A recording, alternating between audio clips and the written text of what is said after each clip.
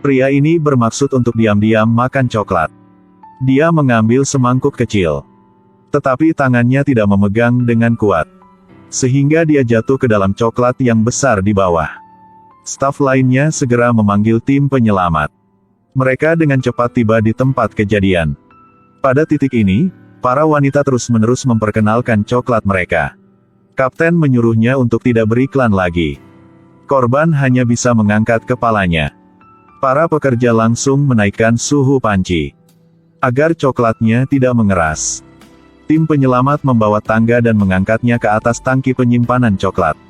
Pria itu tidak tahan lagi. Dua petugas penyelamat segera menaiki tangga. Tapi tidak peduli seberapa keras mereka mencoba. Mereka tidak bisa menariknya ke atas. Mereka bahkan hampir jatuh. Bagaimana bisa menariknya ke atas? Mungkinkah di bawahnya adalah seorang pria gemuk? Pada saat ini, gadis penyelamat segera mengatakan bahwa ini adalah prinsip fisika. Ketika menariknya ke atas, tekanan udara akan dihasilkan. Tekanan udara akan menjadi bumerang dan menariknya ke bawah. Benar saja, tidak peduli berapa banyak mereka menarik, itu tidak berhasil. Pria itu akan mati segera. Kapten menyuruh gadis kulit hitam untuk membawa tangki oksigen. Dan menyuruh pria itu untuk menggigit oksigen. Tapi bukan itu caranya. Dia dengan cepat tenggelam ke dalam tangki coklat. Jadi sudah berakhir? Saat ini kapten membawa ember putih. Dan menuangkan cairan di dalamnya ke dalam tangki coklat. Tampak semua sedang merasa bingung. Kapten menjelaskan. Wadah berisi cocoa butter. Dapat mengencerkan coklat dan mengurangi rasa lengketnya. Kemudian dia mengulurkan tongkat dan menyuruh rekan kerja itu untuk terus mengaduk. Setelah mereka mengaduk coklat di dalam tangki, coklat itu mulai mengencer. Pria itu juga berhasil diselamatkan. Dia kemudian dibawa ke ambulans. Dia berkata bahwa tidak akan pernah makan coklat lagi. Pergi sehari untuk belajar saringan yang bijaksana. Namun tim penyelamat tidak sempat beristirahat. Mereka harus bergegas ke lokasi selanjutnya. Seorang anak laki-laki secara tidak sengaja jatuh ke dalam tong gandum besar. Tetapi biji jagung membuatnya tenggelam lebih dalam. Temannya dengan cepat memanggil tim penyelamat. Beberapa saat kemudian, tim penyelamat tiba. Mereka memasang tangga portabel. Bersiap untuk menyelamatkan bocah itu dari atas lumbung jagung. Pertama, staf menyuruh anak laki-laki itu untuk tetap tenang dan tidak bergerak. Agar tidak tenggelam lebih dalam. Waktu penyelamatan hanya 10 menit. Karena dia tidak akan bisa bertahan di bawah tekanan yang terlalu besar. Staf segera menyiapkan alas di bawah kakinya. Sehingga area bantalan akan lebih besar. Mereka tidak akan tenggelam. Kemudian keluarkan tali penyelamat dan kenakan padanya. Tetapi tidak dapat menariknya ke atas. Karena tubuhnya dapat terkoyak dalam sekejap. Staf segera memasang pelat besi ini tepat di sebelah laki-laki itu. Dan membuat area isolasi. Sehingga akan mengurangi tekanan padanya.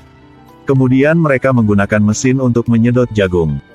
Untungnya semuanya baik-baik saja. Namun hal yang tidak terduga terjadi. Tali penyelamat tiba-tiba putus. Satu staf wanita langsung jatuh di bawah. Rekan kerjanya menyuruhnya untuk tidak bergerak. Tapi dia masih tenggelam. Merekam ingin menyelamatkannya. Tetapi tali penyelamat di tubuhnya terbatas. Mereka tidak dapat menjangkaunya. Dia masih tenggelam lebih dalam. Dia segera melepas tali di tubuhnya. Dan meraih tangan rekan. Tetapi tidak ada gunanya. Di bawah hisapan biji jagung, mereka tidak bisa berbuat apa-apa. Mereka tersedot dengan cepat. Mereka dengan cepat memberitahu kapten. Kapten segera membawa pemotong. Dan mulai memotong wadah besinya. Pada saat ini tim penyelamat menyuruh lelaki itu untuk mengambil napas dalam-dalam. Lalu mengendurkan talinya. Kemudian mengikuti jalan turun. Setelah dipotong untuk waktu yang lama, kotak penyimpanan dibuka. Jagung di dalamnya langsung tumpah.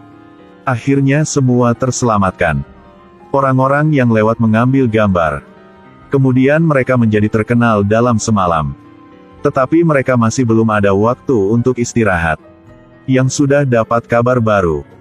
Gadis ini belum pernah membayar setelah makan. Mari kita lihat apa yang gadis ini lakukan ya. Pertama dia mengambil saus tomat. Lalu dia sengaja menumpahkannya ke lantai. Ketika tidak ada yang memperhatikan, dia akan menginjaknya. Jadi dia mendapat makanan yang gratis. Setelah selesai, dia membuka bagasi mobil. Di dalamnya penuh dengan alat peraga untuk akting. Dia pergi ke tempat berikutnya. Dan mendekati target baru. Pria ini baru saja membeli TV baru. Ketika dia sedang bersenang-senang, gadis ini sudah menatapnya. Karena TV terlalu besar, dia tidak terlihat di belakangnya. Dia melihat ke kaca spion. Kemudian mulai mundur setelah mengetahui tidak ada orang di sana. Tapi dia menabrak sesuatu. Dia segera turun dari mobil untuk memeriksa. Ketika dia pergi ke belakang mobil, dia melihat gadis ini yang sedang terbaring di tanah. Dia ingin membawanya ke rumah sakit untuk diperiksa. Tentu saja gadis itu tidak setuju. Katanya kakinya patah. Jika tanpa kompensasi, dia tidak akan bisa berdiri. Tetapi gadis itu tiba-tiba melihat bahwa mobil pria ini adalah mobil bensin. Jadi dia berpura-pura terluka di kepalanya. Agar pria itu dapat membayar sejumlah uang tambahan. Akhirnya dia punya cek $12.000. Keesokan harinya gadis itu melanjutkan pekerjaannya.